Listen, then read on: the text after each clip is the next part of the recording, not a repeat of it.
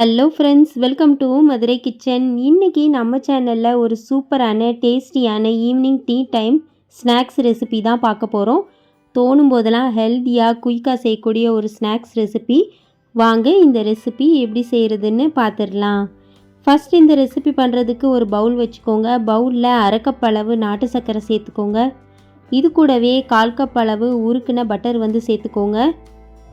ரொம்ப சூடாக இருக்கக்கூடாது. ஃப்ரிட்ஜிலேருந்து எடுத்து அப்படியே சேர்க்காம ரூம் டெம்பரேச்சரில் சேர்த்துக்கோங்க.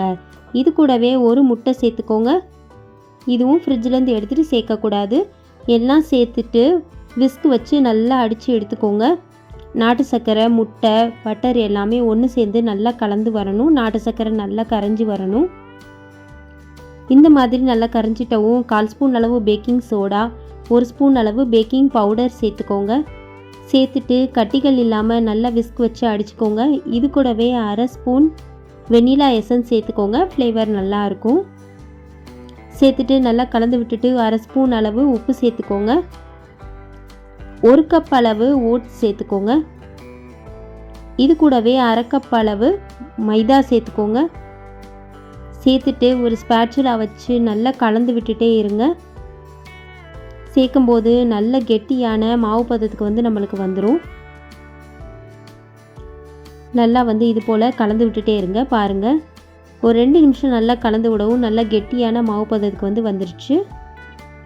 நாட்டு சர்க்கரை, முட்டை, பட்டர் எல்லாமே நல்லா உள்ளே இழுத்துட்டு நல்லா கெட்டியான பதத்துக்கு இந்த அளவுக்கு வந்துருச்சு பாருங்கள்.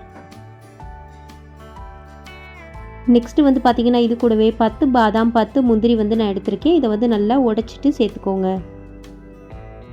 சேர்த்துட்டு இதையும் ஒரு முறை நல்லா கலந்து விட்டுக்கோங்க. இந்த மாதிரி நல்லா கலந்து எடுத்துக்கிட்டாச்சு.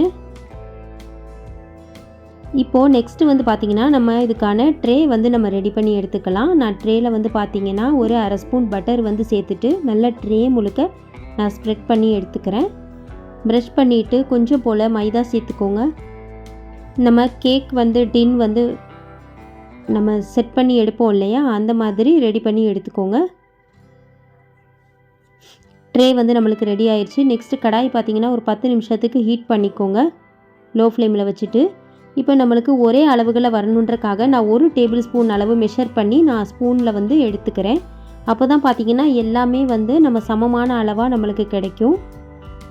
நம்ம கையில் அளவு எடுத்தோன்னா ஒன்று பெருசாகவும் ஒன்று சின்னதாகவும் இருக்கும். ஸோ இந்த மாதிரி அளவுகளில் நம்ம சேர்த்துக்கிட்ட போது எல்லாமே நம்மளுக்கு சமமான அளவுகளில் கிடைக்கும். நெக்ஸ்ட்டு பார்த்திங்கன்னா ஒரு 10 நிமிஷம் போல் ஹீட் ஆயிடுச்சு. இப்போது ட்ரே உள்ளே சேர்த்துட்டு மூடி போட்டு மூடிட்டு ஒரு 30 நிமிஷத்துக்கு லோ ஃப்ளேம்லேயே இருக்கணும். பார்த்திங்களா, 30 நிமிஷம் போல் ஆயிடுச்சு. நம்மளுக்கு எல்லாமே சூப்பராக நம்மளுக்கு வந்துருச்சு. மைக்ரோவேவ் தேவையே படாது. ஓவன் இல்லாமையே கடாயிலே சூப்பராக செய்யலாம். பாருங்கள், ஆறுனதும் பார்த்திங்கன்னா ஒரு ஏர்டைட் கண்டெய்னரில் போட்டு ஸ்டோர் பண்ணி வச்சுக்கோங்க. சூப்பராக மொறுமொறுப்பாக இருக்கும். நம்மளுடைய சூப்பரான டேஸ்டியான பட்டர் ஓட்ஸ் குக்கீஸ் சூப்பராக ரெடி ஆயிடுச்சு. டீ கூடையும் காஃபி கூடையும் தொட்டு சாப்பிட்றதுக்கு சூப்பராக இருக்கும். குட்டீஸ்களுக்கு ரொம்ப பிடிக்கும்.